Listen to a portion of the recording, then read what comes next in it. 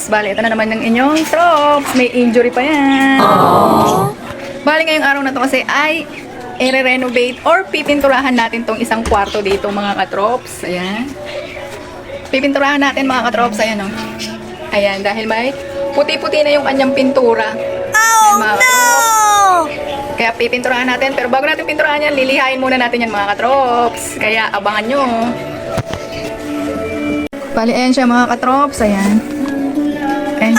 Sobrang puti-puti na. Puti na mga katrops. Ayan. Pipinturahan natin yung mga yan mga katrops. Ito yung gagamitin natin pintura.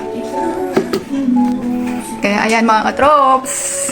I-ready na natin yung mga gamit. At aalisin na muna natin yung mga yan nakakalat dyan.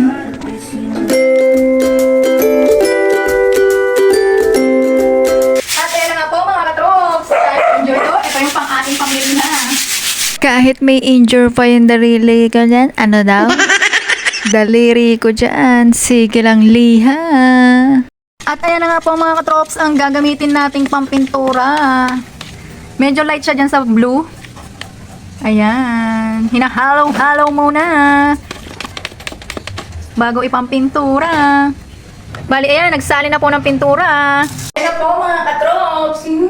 Umpisahan na natin. Ha? Bali, mag-brush muna ako. Unahin ko muna mag-brush.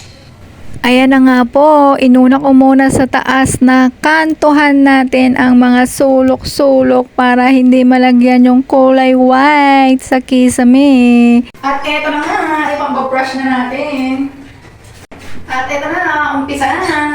Pasensya na nga po pala kayo sa pinaglagyan ko ng pintura dyan. Hindi kasya yung roller. Dahil yan lang po ang available na nakita kong pwedeng lagyan ng aking pintura.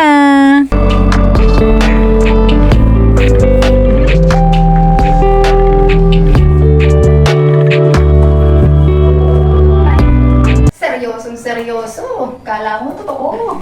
At ayan na nga po mga katrops. Bahala na kung anong kalalabasan at itsura nitong pinipinturahan ko. Basta dire-diretso lang yan. Walang liko-liko. Hindi po ako professional. Sadyang wala lang po ang pambayad ng labor. Kaya kami na lang ulit ang gagawa. Kung kaya na naman pong gawin, di ba? Bakit hindi na lang kayo ang gumawa? Makakatipid pa kayo.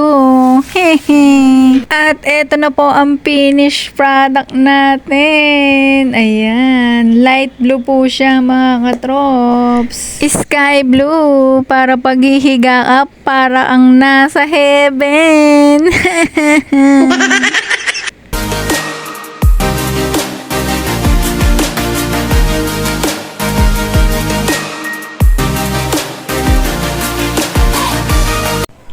Kaya hanggang dito na lang po mga katrops. Bye-bye!